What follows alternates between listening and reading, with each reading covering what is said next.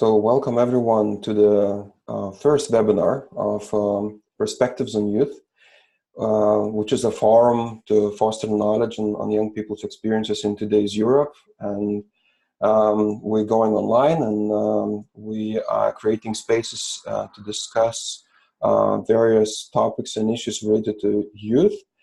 So this is our first webinar that we're doing. And more about the webinar itself, I would invite Tanya Basarab, who is a Research and Youth Policy Officer from the European Union Council of Europe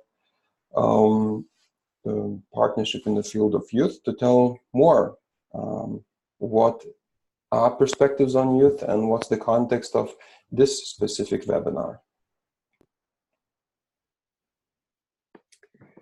Hello everyone, so welcome from the Youth Partnership to this webinar.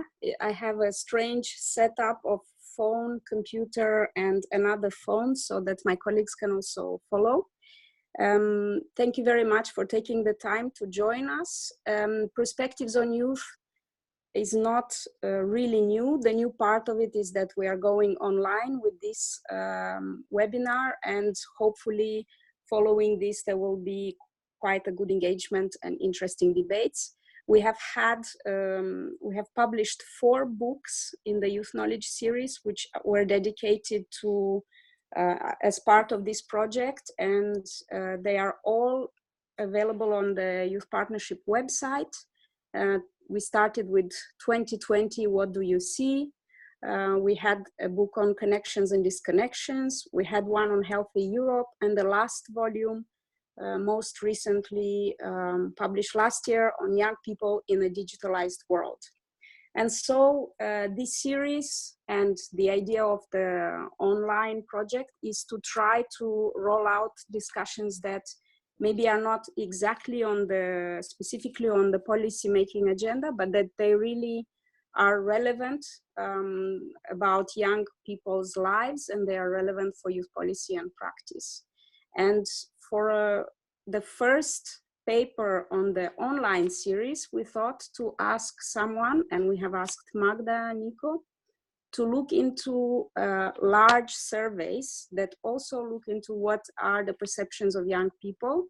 And in this case, Magda will explain further, but we thought, what do numbers actually tell about young people's perceptions, young people's beliefs, and in this case, their social values.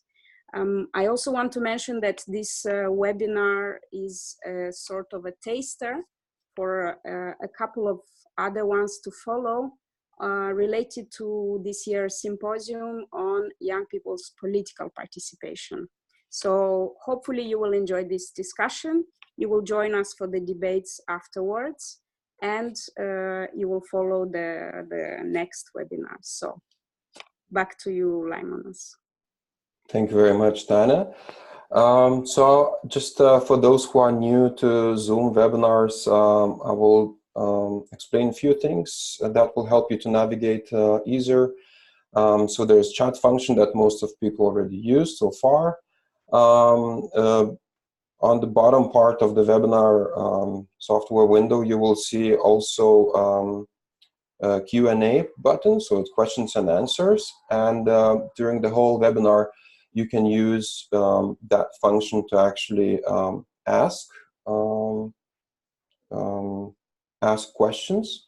And then after Magda will present the main findings from the research, we'll go through the questions, and then you would be able to get your answers. What you can also do, you can upvote each other questions. So if you thought like, wow, somebody really brought interesting question, you can upvote that question, and then we'll start from these questions first. So we'll see which are the questions that are resonating the most. So that's about questions and answers part. Then at some moment, we want to have also your opinion, and to participate in answering to few questions related to the content that will be presented.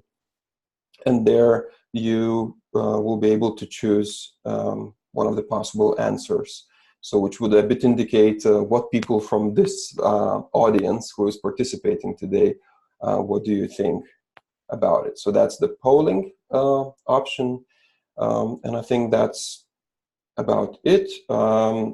In some moment we will see if during questions moment you want, or for some reason you cannot write, that's totally fine. You can unmute yourself. There's a button mute on mute, the icon of microphone. You can then unmute yourself and ask the question. You can also ask it by going live with the video. So this is in your control. If somebody by chance will unmute themselves, I will mute you again, so there will be no specific noise if it was just by accident. And also during questions time, you will see there's a function to raise the hand. So then we would know that somebody needs to give a comment or ask the question. And you can always use the chat function. You can also choose whether you want to write to all or to a specific person, or maybe only to the panelist. You can also do that. If there are no more questions on the chat, since it's all good, then I invite Magda Nico, who is a researcher at the University of Lisbon, who is also a member of the pool of European youth researchers, who made actually a research, why do I care for social values of young people compared. And Magda, the floor is yours. Thank you, Limonas, for having me in this web seminar, and good afternoon to everyone, and to everyone that is watching and hearing me. Thank you for that. And I will be glad to answer all your questions and to talk with you more about this paper on social values of young people that I developed for the Youth Partnership. So my approach to this paper is sociological and critical. So as Limonas said, I'm a researcher at the University Institute of Lisbon. And I am also part of the pool of European youth researchers and have been collaborating with the partnership for over a decade now, more specifically in the study of cross-sectoral youth policy in Europe, and also the presentation of the complexity of youth inequalities. I would like to present my apologies in advance, because this is not only the first webinar of the perspectives on youth, but it's also my first webinar. So apologies if something does not go as good as I would desire. So, okay. So the purpose of this paper was to map, to the extent of what is possible with different data from different times, the belief system among young people in Europe. And in research, this is not particularly new, but it is not updated, and it can be a bit biased sometimes. So social values were a big thing in the 90s for the European social sciences. The development of several surveys like the World Value Surveys, the European Value Surveys, the International Social Survey Program, the European Values Study, provided researchers from different areas and interests with the data to map social values all over the world, to identify how related they are with each other, these values, what different configurations of values are there, and how these configurations were unequally distributed across the European territory. So people's values regarding life, gender, family, immigration, security, provisions, environment, and many other topics have indeed been studied at least since the 80s, especially with quantitative and comparable measures and statistical indicators, such as those presented in the above-mentioned surveys. And important authors such as Engelhardt or Schwartz identified through dimension reduction statistical strategies components or dimensions able to summarize these trends in values. These dimensions that they found are internally coherent, meaning that they represent how certain values stick together or not. So this was useful to distinguish, for example, those people that in the same dimensions lean towards an extreme or the other extreme, lean towards conservatism or postmodernity, for example. But it is also possible that these typologies that are continuously used to describe and understand reality are outdated. Sometimes researchers force the theory into the data, and this may prevent us to see new trends in social values and change, especially among young people. So now for slide 3, I'm going to talk about the youth sector. How does this relate with social values? And social values in the youth sector has been functioning as a motto. In the scope of the so-called European values, social values have been marketed and disseminated in various campaigns, activities, and publications in the field of youth, although its agenda has been more centered in topics like learning mobility, youth work, digitalization. That is, means to achieve social values, but perhaps not on social values per se. So this has been the political and practical use of the social values concepts, namely through the respect of human dignity and human rights, freedom, democracy, equality, and the rule of law. But the extent to which these campaigns and activities impact on people that do not share these values in the first place is questionable.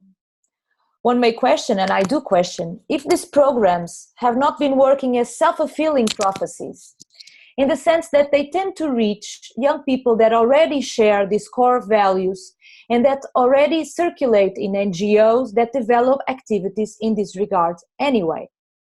So I wanted to ask you, what do you think? Are these programs self-fulfilling prophecies? That is, the majority, do you think that the majority of young people benefiting from these programs already shared the social values the programs are promoting anyway? So they are preaching to the choir, let's say? Or do you think they have the potential of changing people's opinions and values? What do you think? What is your experience? Yeah, and I think people now should see the screen in front of them with those two statements to choose from. And the voting is going on.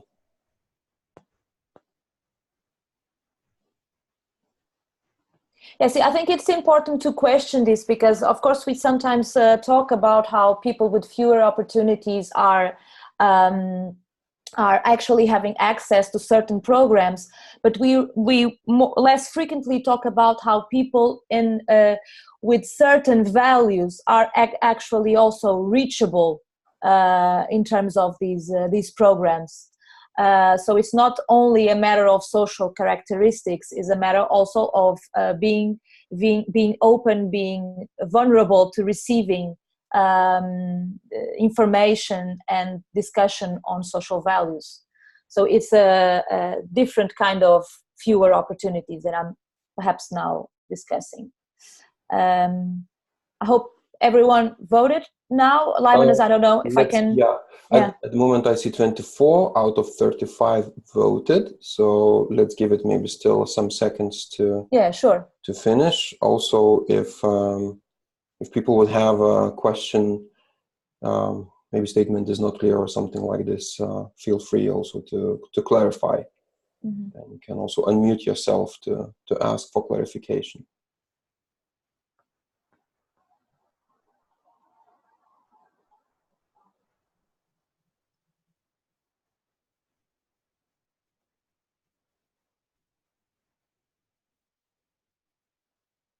I see, yeah, more votes are not coming in. So we have 24 out of 35. Can you see the result, Magda, on your screen? No, because you have full screen. That's okay. So the first statement got 46%. And the B statement got 54%. So it's 11-13, very close to each other. Yeah. That was exactly my idea. I think both realities are possible and are coexistent, but we have to perhaps keep questioning this that we may sometimes be preaching to the choir, and that we have to develop new ways to change people's opinions and values, at least for those who do not share them to begin with. So I think this percentage distribution is not surprising, but I think it's challenging for in the future to have this in mind. Perhaps I can go on with my presentation. Okay, so I see the polls now. Very interesting.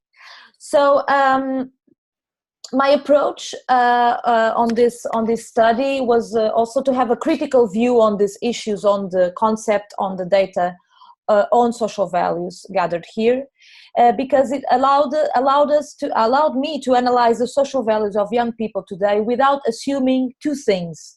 One is that young people today are significantly different from young people from other generations. So there is this kind of fetish of the present, as some authors mentioned, which makes us look mostly at young people today. And if we zoom a reality too much, we may find that it is very special and singular. But if we zoom out, we can see that actually there are trends that are transversal to many of the cohorts. So I wanted to also to compare with other age groups and cohorts.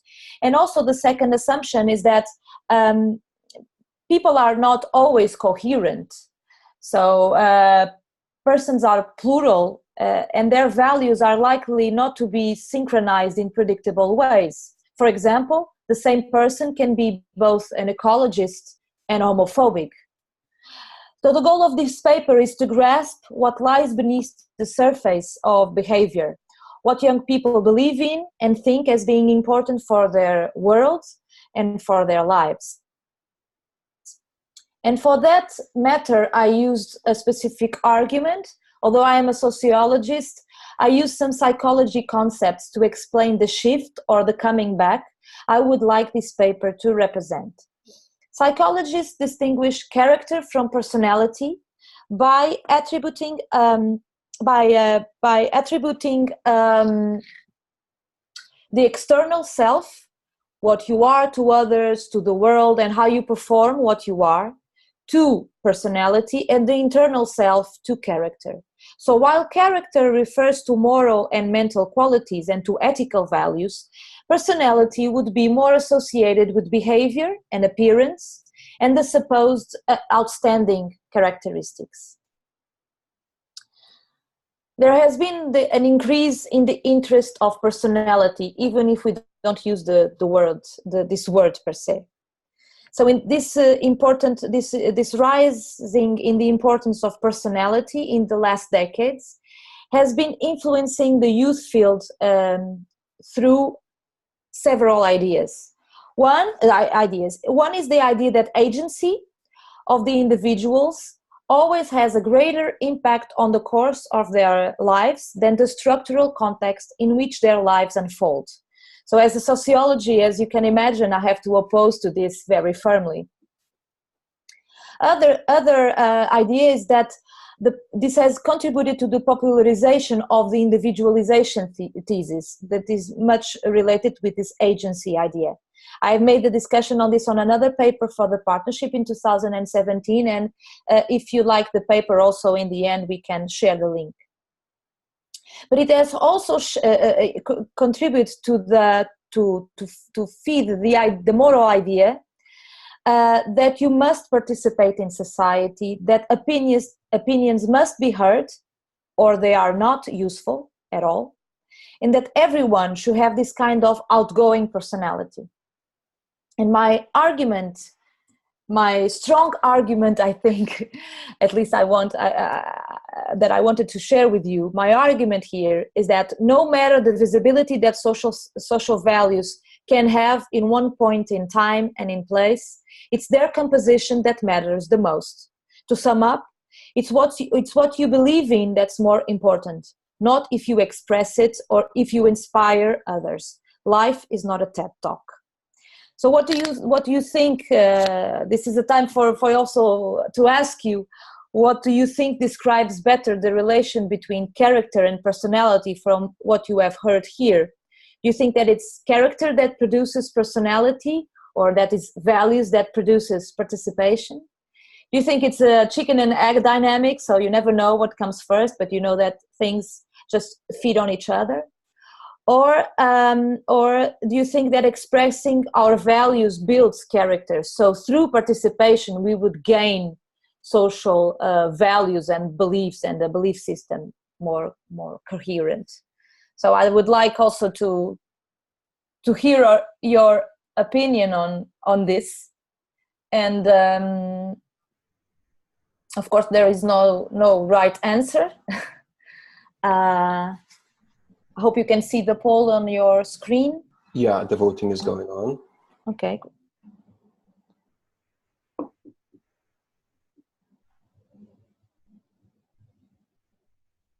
And meanwhile, while people are voting, I can tell now a few comments that were coming through the chat window concerning the previous voting. So Nina mentioned that not all European programs are the same. So probably the correct answer would be, it depends on the program or specific context. And she mentioned that it would be good to share some evaluation and evidence of what works in these programs. Yeah. And then Irene mentioned that, I guess the European programs that aim to change opinions and values should be more broadly promoted in a way that individuals should not be able to search, but this information would reach them in many different ways. And your colleague Slajana Petkovic mentioned already in the questions area. She says, thanks for raising the question of impact of European programs.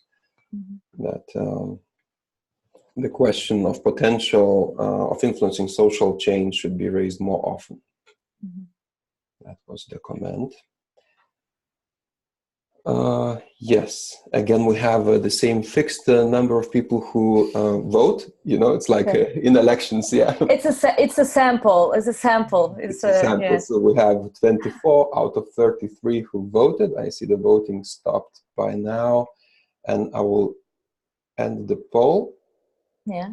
And I will share the results. So I think then you are able to see, right? Yeah. That's what I was expecting, more or less, which is not a good. It's not a good in the sense that it's not an easy answer. It's a chicken and egg dynamic, yeah. But where do we start? Do we start with the egg, or do we start with the chicken? Do we start with to mapping what kind of values people have and go from there, or do we do it the other way around? Do we know what kind of values we want young people to participate in and go from there? So again, I think it's the right answer, the chicken and the egg dynamic, but it's still a challenging one, because it still leaves us with lots of decisions to be made in terms of if we want to design something that with an impact. But yeah, interesting answer anyway. Thank you for answering. So going more into detail of the data now, I used two non-comparable data sets, and I have to make like a short disclaimer by now, because although of course it is not by simply asking in a survey about social values that I or anyone else would get the essence of people's behaviors or the true foundation of their attitudes. And also, if we know that social desirability may determine the politically correct answers that people offer many times when they are asked about important issues, it is still clear that the surveys are a good tool, if not the best one, to investigate general trends in social values and to develop comparisons between different groups of people. And I'm very at ease in saying this, because I am also a fan of qualitative data.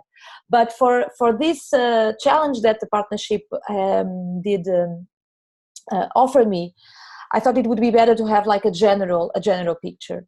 And although the surveys have do not have the qualitative and comprehensive understanding that we may have from qualitative data, they do provide this comparison between different groups of people, in this case different age groups. So in this paper I used two complementary data sets. The first one was the last available round of the European Social Survey from 2016. So the European Social Survey is a biennial cross-national survey of attitudes and behavior that was established in 2001. But not all countries actually participate in the European Social Survey, which is why a complementary data set had to be used.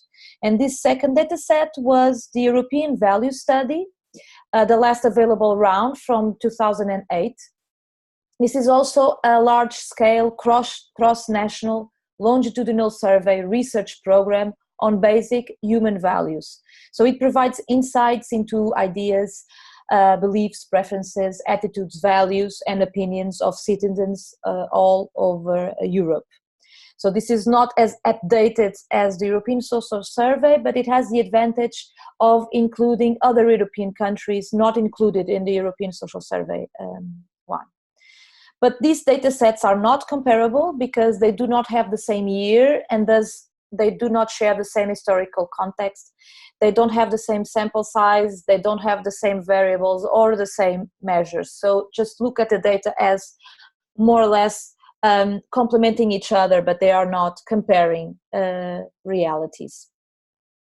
I used some descriptive methods, but also the data reduction methods that I mentioned that Engelhardt and Schwartz also used to reduce the variability of the questions and to aggregate the answers into groups. So I hope this works. So let's go into the data finally. So the first thing I rushed to do was to analyze how young people and older people rank the different human values measured in the European Social Survey Human Values Scale.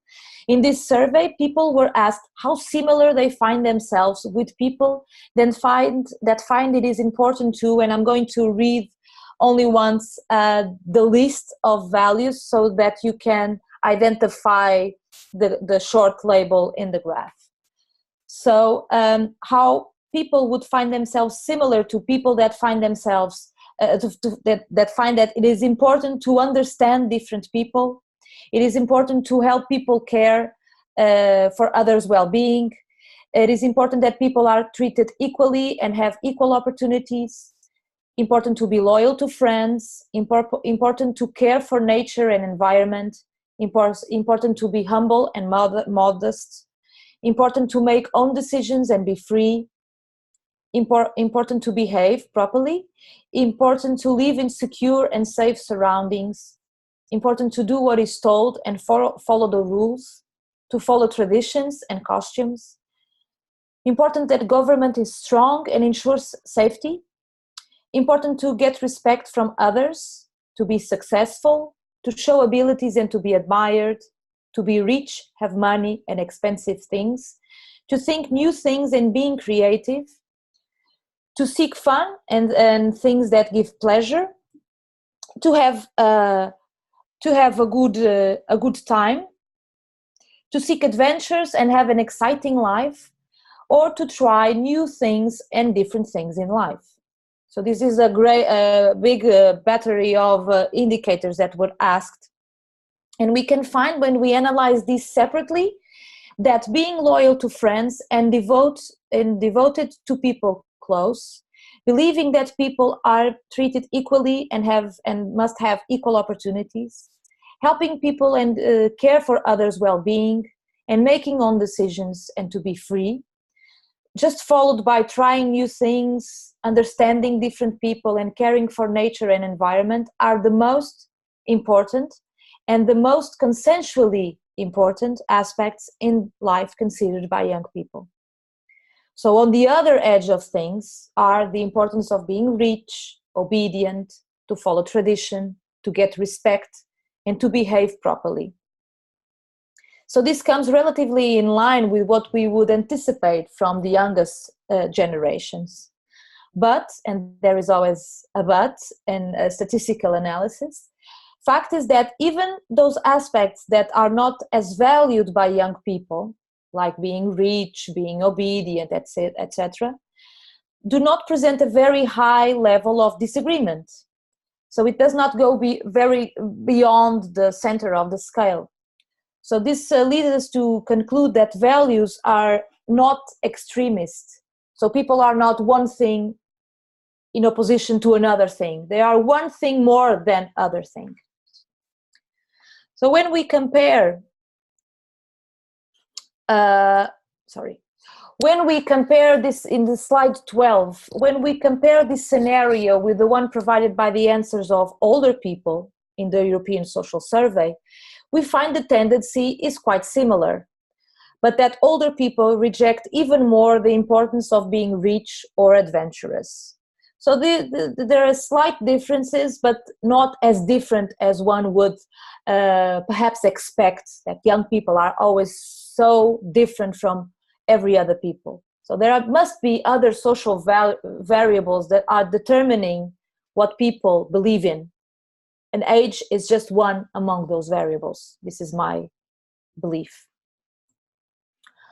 So in slide 13, we can verify that older people identify a little bit more with conservatism and traditionalism, while younger respondents are the ones displaying human values more associated with our preconception of being young, assuming similarity with people who like adventures, want to have fun, want to be rich and successful, having a good time, trying new things, and being creative.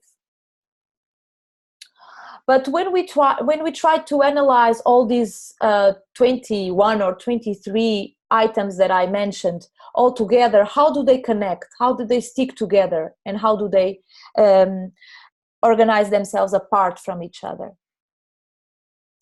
So by developing, in slide 14, by developing a data reduction method to grasp the dimension that aggregate young people's responses to the mentioned human values items, it was possible to identify 4 different components specific to young people. So I did this only with young people, not trying to force the theory on the general population to this group. I did this only for young people. So I found 4 different components. One, freedom and solidarity. The second one, order and safety. A third one, ambition and recognition. And a fourth one, fun and adventure. So as for freedom and solidarity, this component is the one that explains the most out of the variability of the answers. It encapsulates tolerance and understanding of people that are different from what one is familiar with. The idea of solidarity with the world's well-being. The idea of equal opportunities for everyone, loyalty to significant others, but also to the importance of caring about the environment and having freedom to make own decisions. This seems to be the component or the dimension most associated with European values on one hand, and with the moral values disseminated by the different religions in Europe on the other. But this dimension may also be the most affected by the tendency to the well-known social desirability tendency when responding to surveys. That is, you tend to respond the way you expect people to admire your answer. So you want to respond in the politically correct way. But we never know if people are being reflexive and sincere, or if they are just being immediate because they know more or less that is the right answer to give. We never know. The other dimension is order and safety. And this component is the second one to explain the most out of the variability of the answers. It encapsulates the idea of order and predictability in society by referring to the importance of behaving properly, of living in safe surroundings, of having a strong government that ensures safety, the importance of following rules, traditions, etc. So this is a component that shouts conservatism. This component is more or less an anti-agency one. A third component to explain the most out of the variability of the answers is the ambition and recognition one. It encapsulates many of the characteristics used in the individualization thesis, such as the importance of being creative and unique, of being admired, of having others know you and respect you, of having money and expensive things. But it has also to do with medium or long-term ambitions that have to do with being seen, being known, being recognizable, being notorious. This constitutes the personality shift mentioned before. A fourth component is the fun and adventure. This component is the one that explains the least out of the variability of the answers. It falls quite easily in the hedonistic category of young people, wanting to have fun, adventures, a good time, and to experience new things. So it seems to have more to do with the present, the individual, the egocentric here and now, than with future plans or ambitions, or with long-term concerns and basic human principles, such as the ones that we saw in the freedom and solidarity dimension. So what we can see now in this slide is that countries are quite heterogeneous in this regard. We find more or less three groups of countries. So one group has to do with the amplitude of the differences in the importance attributed to these different sets of values. We can see that in countries such as the Czech Republic, Lithuania, and Russian Federation and Hungary, the identification with all sets of values is relatively high and equally so. So all these four dimensions of values coexist and have the same importance in life in these countries, medium importance. This contrasts a great deal with countries such as Spain, France, Sweden, Iceland, Finland, Germany, or Portugal, where the identification with values of order and safety and ambition and recognition are fairly close and low, but they are distant from both fun and adventure on one hand, and freedom and solidarity on the other. So there is kind of a distinction between these two groups of social values. And all other countries present a distinct high identification with the values of freedom and solidarity, while other sets of human values are slightly lower. So overall, what we see is that freedom and solidarity is more or less the transversal, is the most important, and it is so in a transversal way. When we go to slide 15, for those who are listening and seeing the slides directly, people were also asked how important how important family, work, leisure time, politics, religion, and friends are important in their lives. So as we can verify, the importance attributed to family and then work and then friends and then religion and then politics is descending. But this is a transversal trend between the two age groups here considered. So as such, what we see is that both for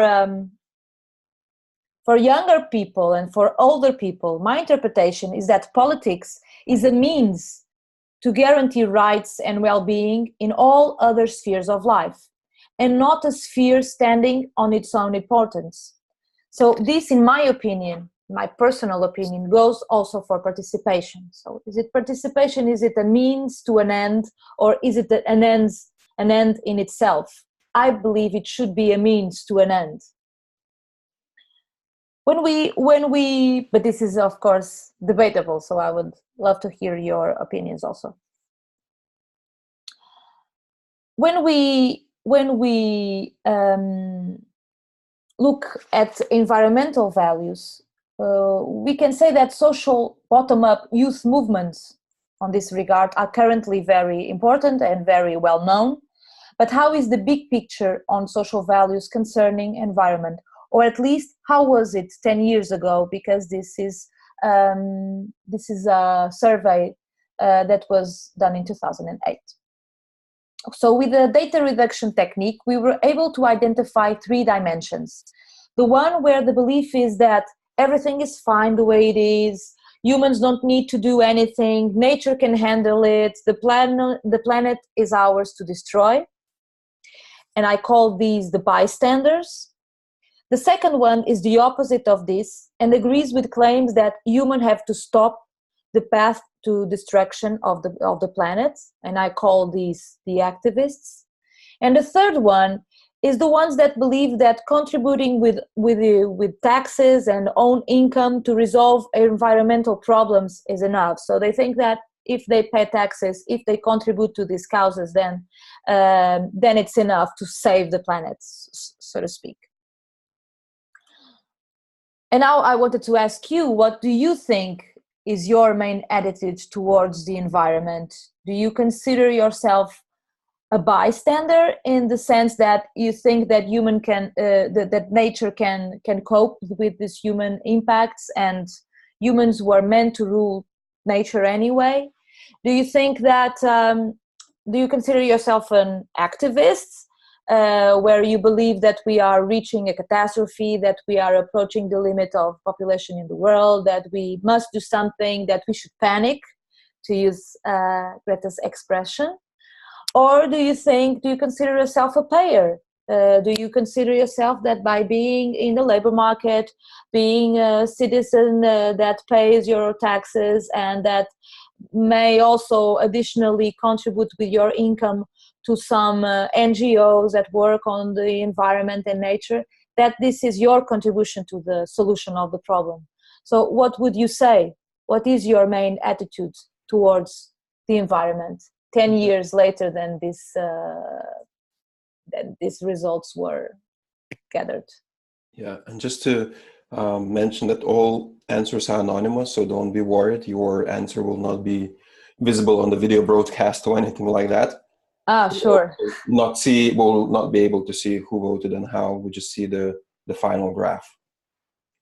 Yeah, I think, and the results are only meant for us to feed the discussion. So no moral judgments on the answers, of course.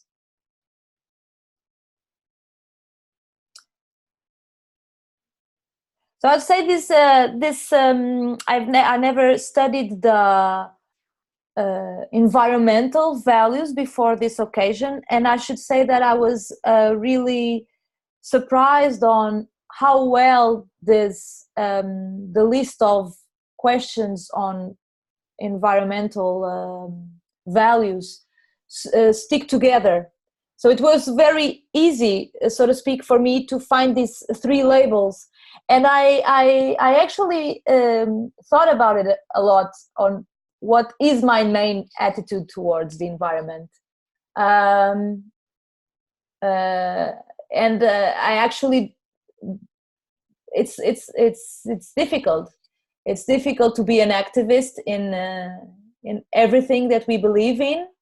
And sometimes in certain aspects, we do want to believe that being able to pay the taxes and to contribute in that matter will reduce social inequalities, will stop some paths to destruction of the environment, and etc.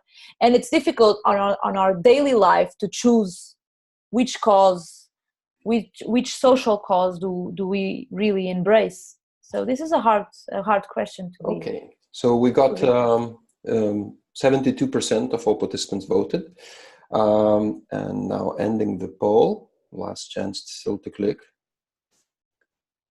We got a few more votes than previously, which is good. Environment is a pressing So sharing the results, so everybody. Great, we are all panicking. Most of us, at least, are panicking, and I think this is a result of our times. This last decade is important, and I'm very curious to repeat this analysis now to see if these groups stand 10 years past. And my feeling is that yes, more people than before would be perhaps on the activist group, in the sense that people feel that something should be done, and they have to be part of that. So it's a good peek into the next survey to have this 81%. Yeah, and I have Tana mentioned in the chat, in the comment, that a lot of young people's activist position today in relation to climate change or environmental impact are to reject consumerism, to go vegetarian, or to support fair trade. Do you relate such decisions to the character or to personality in the research? I would relate it to character, in the sense that it's their daily, individual, invisible option. It's eating biological food instead of something else, going to local stores instead of going to big capitalism kind of thing. So I think that people who do that, most of the people do that very silently, and they do it in their daily basis. They are not seeking for recognition. They are not necessarily seeking to inspire others, but they end up doing it. So I think it's more a part of what that would be also my argument, is that you can do things very silently in your daily life, and still, one by one, end up inspiring other people to do the same as you. But it's not always about participating in a structured way in society. That's also changing things. But I would, if I had to choose, I would say it's more about character and the way you carry yourself on a daily basis than on personality, on your performance. We have also a couple of more comments. Sarah commenting that I would also like to add that you can be somehow hidden activist. So I consider myself as someone who cares about the environment. So I choose ways to support this by choosing environmental friendly life choices, but would not consider myself as a true activist or bystander either. And then I commented, even if there are young people who are activists, that is not necessarily from a left-wing space. Much of the actions they engage in might have intention of radical change, but fall into the payer bracket. And Irene commented, I would like to point the definition given to an activist is quite old-fashioned, in a way that my grandparents or older family members will define them. I consider myself an active member of society and try to make greener decisions, but also try to influence my surroundings and teaching young people I work with. Yeah, sure. If I just put of course, this wonderful drawing by Colleen Robin that wanted to portray the different labels that I got for these groups of answers, designed an activist with someone that is on a demonstration, that wears the flag of the environment, and also the braids kind of resemble Greta. So perhaps this is an ideal type.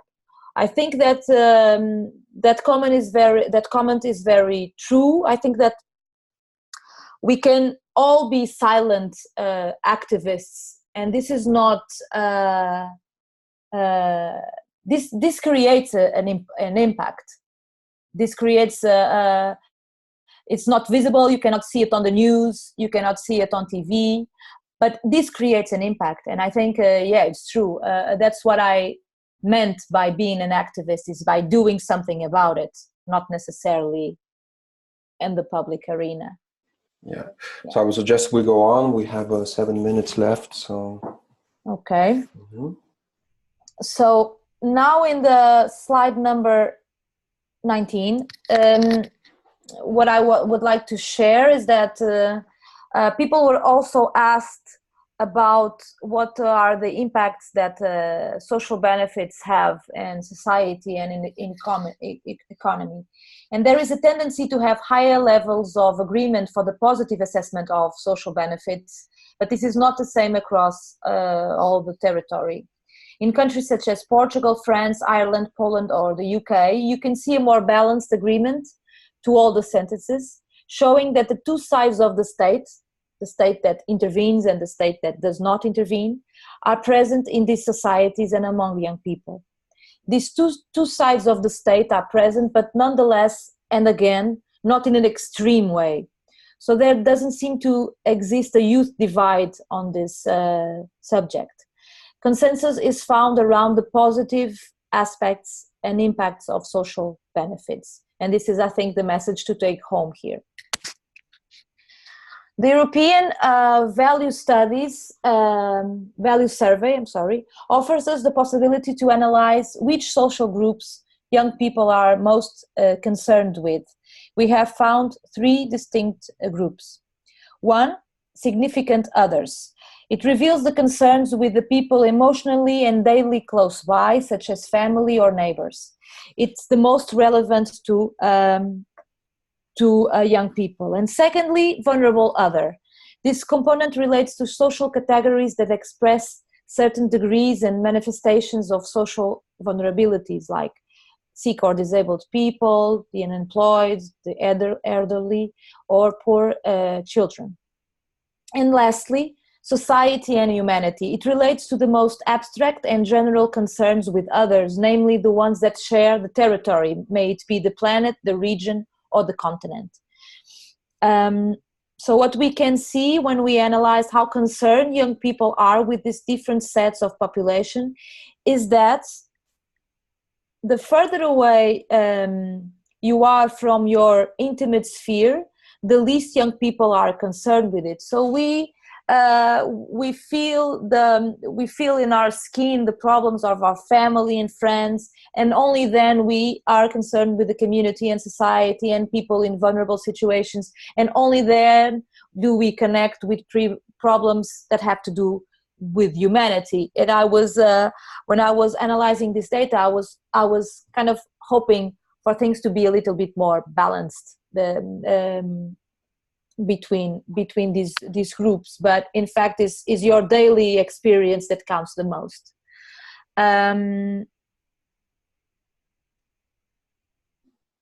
Okay, so perhaps I will go to conclusions now. No? Yeah. Okay. Yeah. So slide slide 22.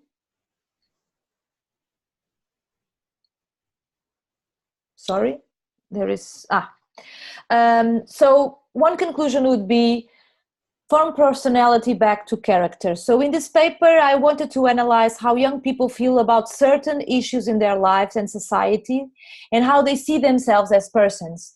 This is a relatively different approach than the one frequently taken, more focused on action, on participation, on impact, on results, and on voices that are heard, as opposed to internal voices.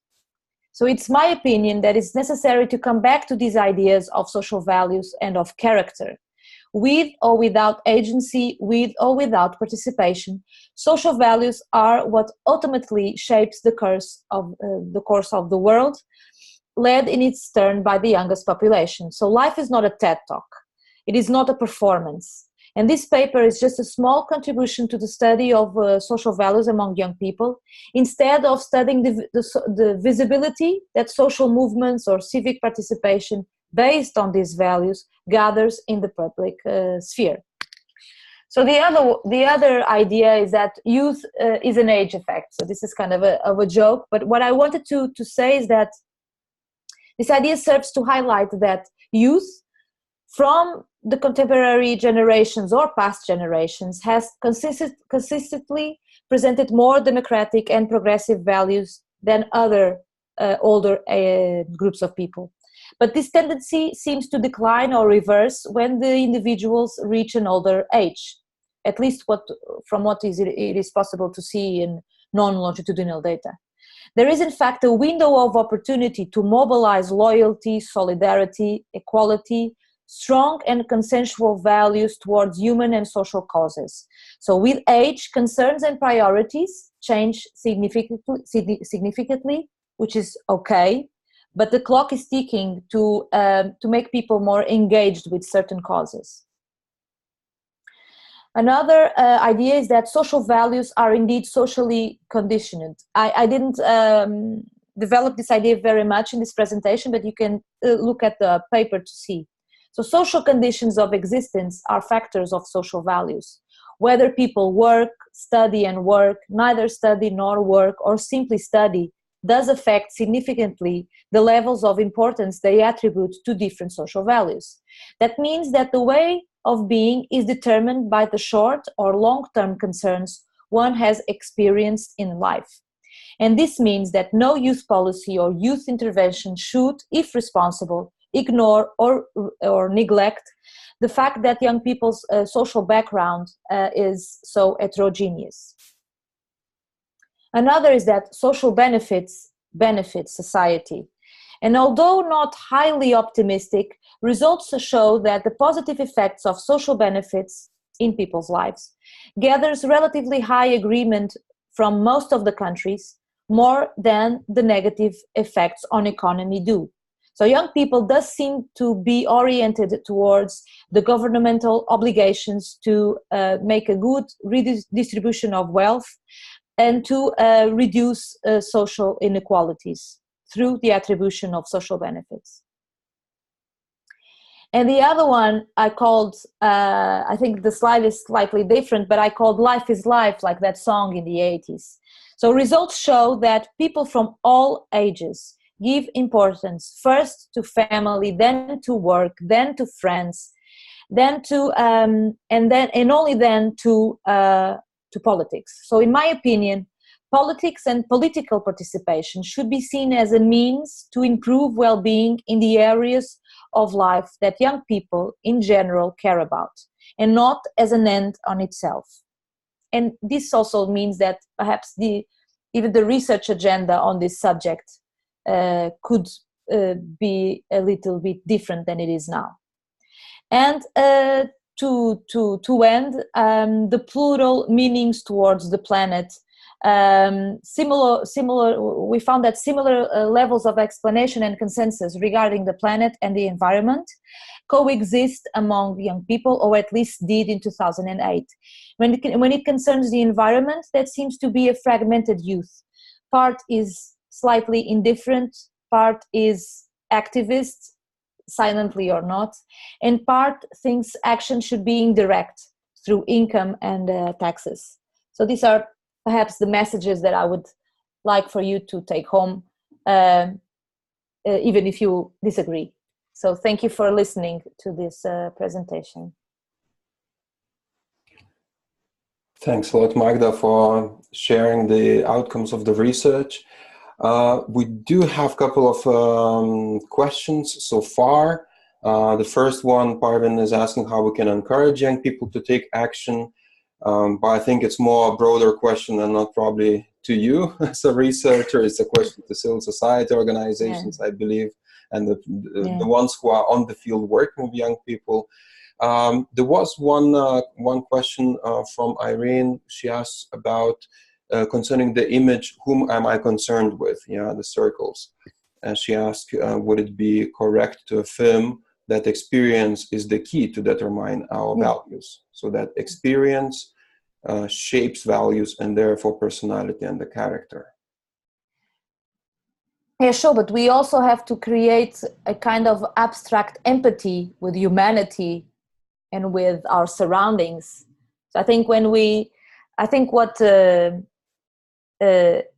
for example, FVS experiences and others do is that you broaden your horizons on the world. You get out of your bubble, and I think it's normal to see the world from your bubble. But I think we also have to create opportunities for people, young people and other people, to create a more sustainable empathy with other groups of people, with with uh, with other problems that we might not be experiencing ourselves, but they are problems that belong to us. We are not part of the problem, but we can be part of the solution. So we are always part of the problem anyway. So yes, I would agree. Of course, the personal experience is the most important. So I'm a sociologist. I could never say otherwise. But we do need perhaps to broaden our empathy to other groups of people outside our bubble. Yes, and Irene commented also kind of continued the thought saying, can we say that young people identified as the ones with less experience are more likely to change their values comparing to older people? I'm sorry, I think I did not get that. There was a question that if young people who are usually identified as the ones with less experience, are they more likely to change their values in comparison with older people? I don't know, but I think what an implicit question is, who are we to change young people's values? Do we want to have like activities to change people's values? Do you know what I mean? This is also I think a more abstract question, but I think there should be lots of information, lots of realities being shared so that people can see what's going on in the world and create their own opinions. We do not necessarily want to change people's opinions. That would make us kind of that's strange. We want the information and the realities to be accessible so that people can form their own opinions. Having said that, yes, I think that young people are more likely to change their opinions because it's still an ongoing process, and older people sometimes just already made their choices, have their interpretation of the world, and stick to it. So yes, I would agree that there is that window of opportunity when people are younger, when you can present them with the variety of social realities, and they can relate to that more directly. I would say so. Yeah, and I see more questions are appearing, but looking at the time, I would like also to introduce opportunities where we indeed can discuss more, and I'm really glad to see there are questions there, because the idea of the research and this process of making a webinar was to give a kickstart to further discussions on the initial research findings. So I will then share my own screen and your screen. Should I stop? It will, I think, naturally will stop for you. So there are few ways how you can get engaged, and you see in the presentation already the link to the Medium article. That's where we posted the summary of the article, and there is a link to the full article. If you log in to Medium article as well, you can also give some likes. So here you can see, you can also give as many likes, or they call it claps, as you like. Feel free also to share these ideas. If you think you have colleagues, youth workers, activists, or maybe you are a lecturer and you want to inform your students about this research. So feel free to use buttons here to share. What you can also do on the Medium, which is pretty cool stuff, you can actually mark it for yourself, or you can, for example, give a comment right here. So then it will be your private comment sent to us, and then Magda will be able to see the private comments. And finally, what you can do once we scroll down, you can also use the bubble to respond. So you can give your own response to the article, to your thoughts. Maybe you share other research that you know on values of young people. So it's up to you what kind of response would you like to give. We also posted that a part of this webinar, there is possibility to continue the discussion in more structured space, so not only on this blog page, but you can, if you follow the link provided in the article, you would end up in a Slack channel. And Slack channel is like a discussion space. So you can join with that link Slack channel, which is a nice tool for discussions or teamwork.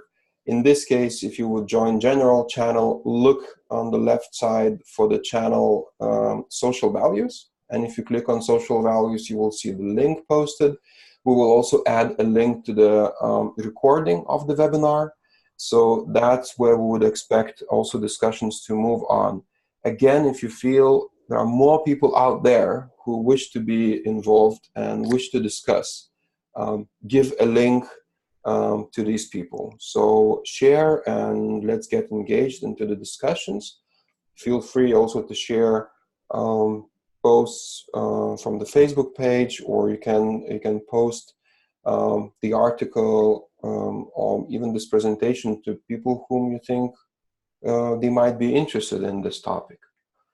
So that's shortly it about the engagement and discussions. We're really looking forward for you being online and continuing the discussion actually, and adding more thoughts, more ideas, and maybe some research that you would know. And as I mentioned, the webinar was recorded and is now recorded until this moment. And we invite you to keep on being engaged and bear with us. There will be more things happening and more webinars will be launched. So follow Partnerships Facebook page. You will also receive the follow-up email after this webinar with the link to the recording.